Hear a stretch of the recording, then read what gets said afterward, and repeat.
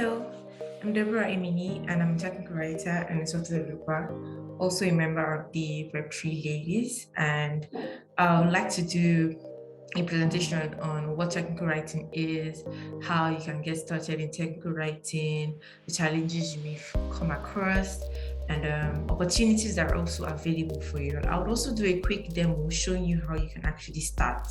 So yeah, it's going to be worthwhile.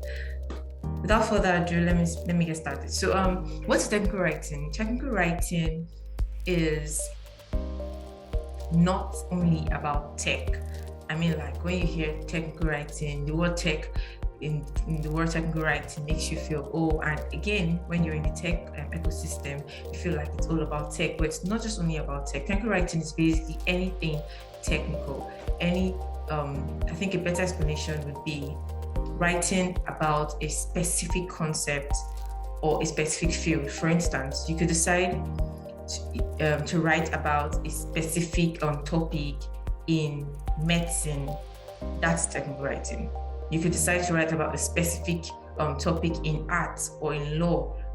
As far as it has to do with a specific concept, writing about specific concept, that is technical writing. Okay, so how do you get started? It's simple. There are certain steps I outlined on my screen that you can use to get started. First, you have to read. Read as much technical articles as you can come across. I mean, there are platforms like Hashnode, Dev.to, Medium, where you can find technical articles. So you can make use of those platforms, take advantage of those platforms, read as many technical articles as you can, so that you can get acquainted with the structure, what technical writing is all about. The more you read, the more you stay informed. The second step that you should take is have a reason for writing. You cannot just start writing without a reason. What do I mean? Let me use myself as an example.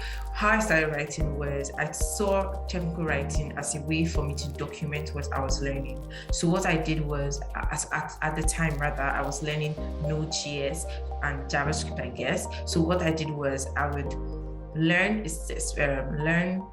a certain topic or concept for a week, and that same week, maybe during the weekends, or it depends, any day of the week, I may decide to jot down what I am learning, or daily as I learn, I'm writing down what I'm learning, just like you're reading for an exam as a student, and as you're reading, you're jotting down what you are learning for reference purposes. So I saw technical writing as a way to document what I was learning so that I can easily come back to it in the future. Yeah. So you can have several reasons for writing. It could be, technical writing is also a lucrative skill. It could be that you want to start a career in technical writing. You want to earn from technical writing, so you want to start writing. It could be that you love writing and you just want to see how technical writing works. It could be that your reason might be similar to mine, which is documenting what you are learning. So just have a reason for writing. You have to have a reason for writing. The third step is have a topic.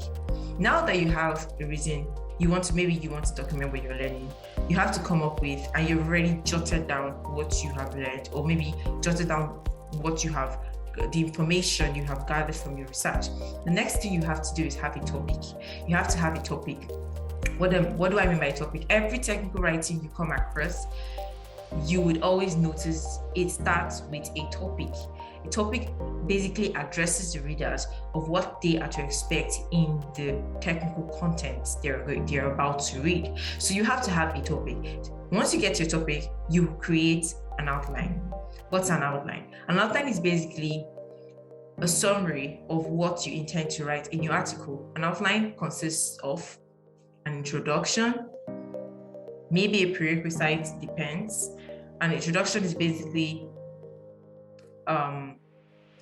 a summary introducing what you're about to write in the article, or what to the readers. Yeah, so the readers come to your article. The first thing they see is the first thing they want to know is what is this article about. From the topic, they already have like a minute view about what you're you're writing, what the article is about. But then your introduction will give them like a simple and, let's say in quotes, broad view of what they are to expect in the article, and also what they are going to get out of the article. So when you start creating your outline, start with the introduction, you start with then you follow up with the body. The body of the article is basically all the content of the article. So in technical writing, your article is going to be divided into several headers and subheaders that are going to address different and certain topics that are in line, different concepts rather, that are in line with your topic.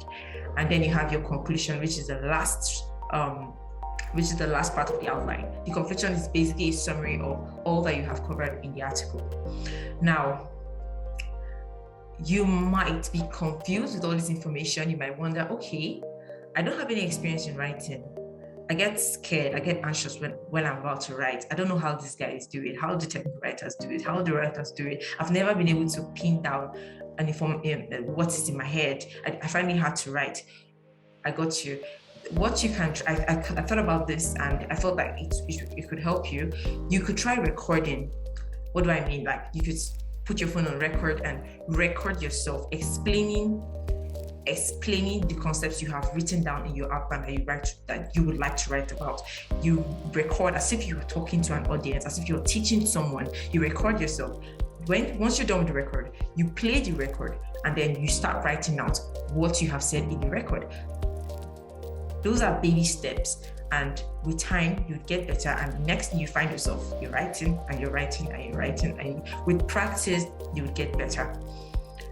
And also freestyle, like, that's what I mean by write and write and write. Do not be rigid, write as much as you can. You get better with time. Moving forward, I would like to mention or point out some of the tools that you can use to write. Yeah, obviously you will not be using a notebook to write professionally as a technical writer. For your technical article to be made available to a large number of people, you have to direct it to you have to use tools such as Hashnode, which I mentioned earlier. Hashnode, you can check out Hashnode. It's a platform where developers write. I don't know. I haven't seen designer related articles, but I'm sure of developer articles. I have seen developer related articles on Hashnode. You can use Google Docs. Google Docs allows you to it comes with several templates. It's actually a very, very cool platform. I think you should try it out. In fact, what I do is when I want to write an article, I always start with Google Docs because I have Grammarly extension installed on my system. Grammarly is a tool that automatically edits my article as I'm writing, because as a human, I'm prone to making errors as I write. So Google Docs helps, and Grammarly helps, which is an extension installed that works on Google Docs. Also, there is Dropbox. Dropbox allows you to easily write your article, and if you're writing any code-related article, it's easy for you to add your code. It's also easy for you to add images. I mean, like, your images are stored on Dropbox themselves. And also you have Notion, which is also a very cool platform that most companies use to work with their technical writers. How technical writers can write articles, and then the companies can actually collaborate with these technical writers by making edits, making comments to what the technical writer has written, that's that for that. So the next thing I'd like to point out to you is where you can get resources from. Okay. You might want to learn still after this tutorial I'm making, or like call it presentation I'm making. You might want to go or learn. You might want to get resources on how to get started in technical writing. You can go on Udemy. Udemy is a platform that allows you to take courses. You could buy courses at a reasonable amount, a reasonable price, and YouTube is free for everyone, and you can get resources on technical writing there, how to get started in technical writing. Blogs are there for you. As I mentioned earlier, you can read as many blogs as you can to get acquainted with how technical writing works. Google is also there for you. I mean, Google is everyone's friend. Next, I would like to do a quick demo of how you can get started.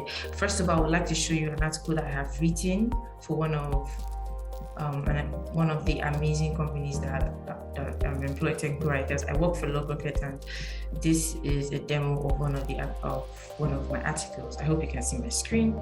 So here I wrote about, on the topic of my article was configuring Apache for Node.js.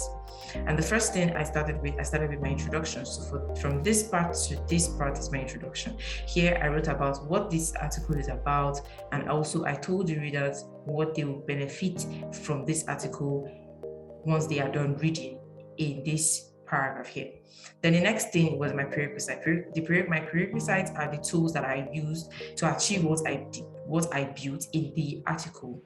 Now, it is not in every article that you're writing that you must include prerequisites. You only include prerequisites when you are working with certain tools, or when the reader are expected to know some things or get some tools beforehand so that they can follow along with the article. So here is my prerequisite. Then this is the body of my article. I started the body of my article here, where I broke down into several headings, where I explained what I explained here now is in relation to this heading.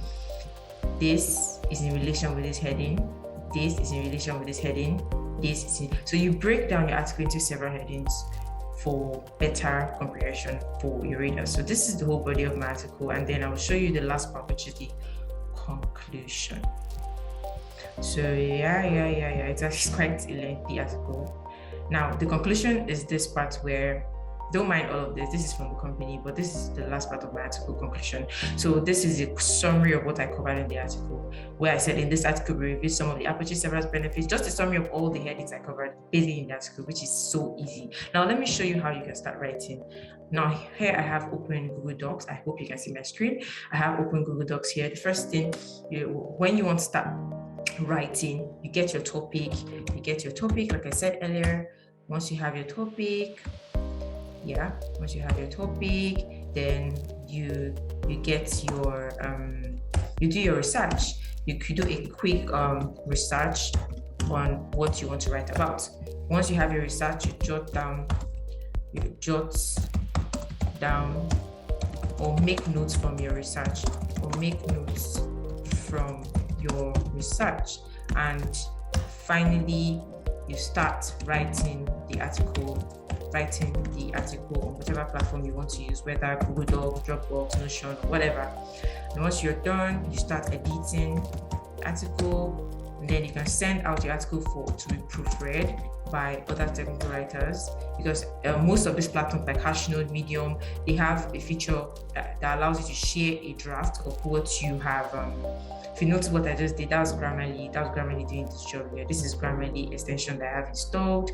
So it automatically edits what I'm writing, which you can also get by going on, just Googling how to add Grammarly as an extension to your Chrome browser, because I use Chrome.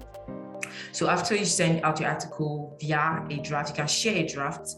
Before you publish the article, you can share a draft to as many persons you want to share it to proofread, which is to check your article if it's free of errors. Of course, you can run your article through Grammarly or Grammarly Premium, which is the paid version of Grammarly. And after you're done, you can publish your article, and yay, amazing. So that's actually an easy process, very easy. So back to my slide. Let me see if I've covered everything. So, okay, there are certain challenges you may face when you start writing. One is the grammar. You might have issues with the grammar, but don't worry, you have Grammarly for you. The structure, which I just explained the structure, so you shouldn't really have an issue with the structure. With time, you get better. And as you read more and more technical articles, your brain automatically just understand how the structure works, and you get better. The number of words, it depends. If you start working for a company or on your own, you might decide to write 2,000 words.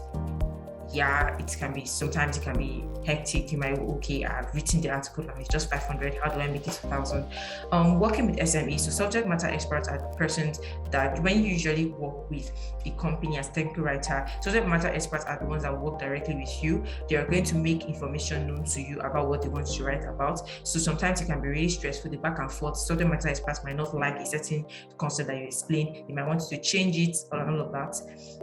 Complicated research as well. When you are doing your research before you start writing the article. It might be complicated in the sense that you might not really understand, you might not really get enough resources for you to gain research from, which is also a problem. And without information, how do you write? Now, what are the opportunities that are available, for you as a technical writer? You can write for Logocret, you can write for Adeva. Logocret pays $350 per article. Adeva pays, I think, $300 per article. ATA pays at $100 per article. Logocret allows articles related to backend, front-end, DevOps, blockchain, mobile application, I think more. Adeva rather allows, I think, same front-end Node.js, backend articles. ATA accepts DevOps cloud computing articles, and they pay $100 per article. Google Season of Docs is an application, is a program that allows technical writers to work with open source organizations, and they also pay. Depends on your country and the year of application. FaunaDB also is a database on their own. You can write about their database, apply to them, and they pay also. I think they pay $350. I'm not sure the amount. You can do a quick research on your own. Smashing Magazine also employs writers, I think, from front end, mostly front end related articles, front end like React framework and the Vue framework and the rest. And they pay, I think, $300. I think and more, I don't know, I'm not sure, but just do your research. Hackmember is also an amazing community of writers, and also a company where you can apply to and write and get paid as well. CircleCI is also is a tool. I don't know if you're into cloud computing, you would have heard about CircleCI. It's a tool for automation, and it's also a company, so you can also apply to be a technical writer. They pay from $350, and as you write, it gets up to $600. So you can see that technical writing is actually a very lucrative skill if you want to make money and earn money from it.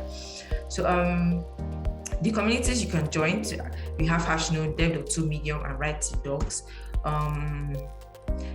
Now you could also reach out to me via my email address and also on Twitter at Deborah Emini if you have any concerns, questions. And you can also reach out to me on Web3 Ladies. I'm in the technical writing club, so you can also reach out to me on Web3 Ladies at my same name, Deborah Emini. So thank you so much for coming to my talk, and I hope this presentation was helpful. Bye.